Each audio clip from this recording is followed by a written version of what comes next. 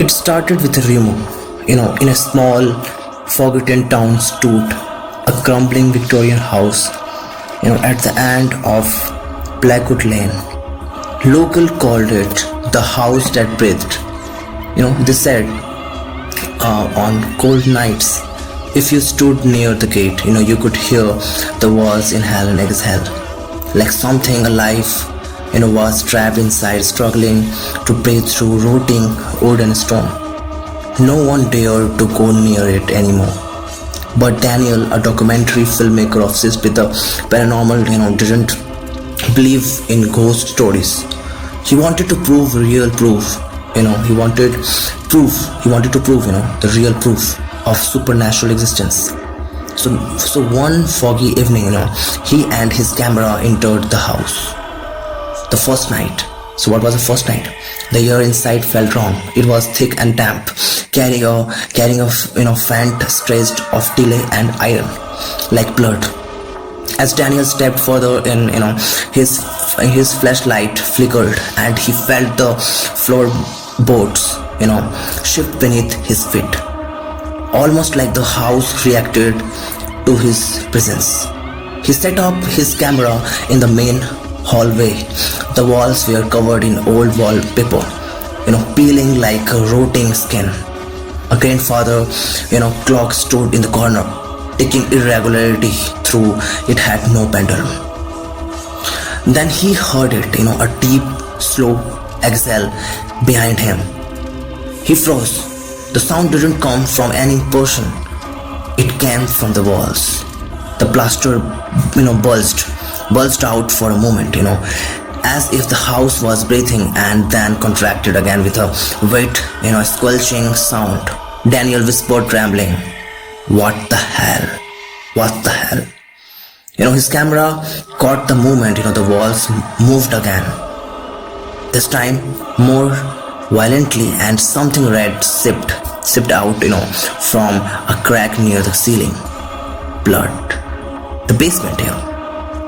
At midnight, the door to the basement opened by itself. Daniel, shaken but curious, descended with his flashlight. The step creaked like dying breaths. The smell grew. The smell grew stronger, metallic and foul.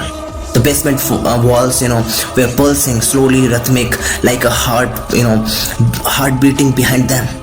In the center of the room, laying Brock cradle, rocking gently through, there was no wind. He picked it up and saw something carved into the wood. So fit the house, or it will fit itself. Suddenly, his flashlight went out. He turned it back on and saw handprints, bloody and fresh, smeared all over the wall. And then a mouth, a real flashy mouth, opened in the wall in front of him and screamed. The house fits.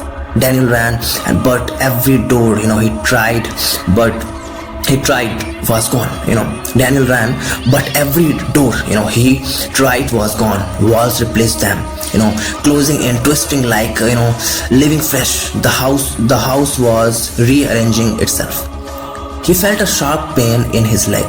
Looking down, he saw, tendrils like veins and arteries crawling up from the floor, wrapping around him. He screamed, trying to pull them off, but they dug deeper, sinking into his skin. The house inhaled deeply. Daniel was dragged across the floor as the wooden boards, opened up beneath him.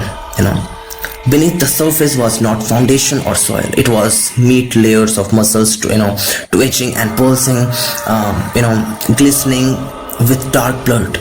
He screamed as the house exhaled. It breathed hot and foul against his face. Then everything went silent. Everything went silent. The aftermath, weeks later, the police found his camera near the gate. The footage was shaky, filled with static.